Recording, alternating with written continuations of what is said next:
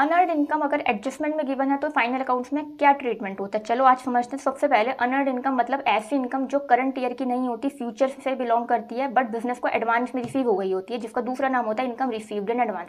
क्योंकि एडवांस में रिसीव हो गई है, करंट ईयर की इनकम नहीं है, इसलिए बिजनेस के लिए लाइबिलिटी होती है।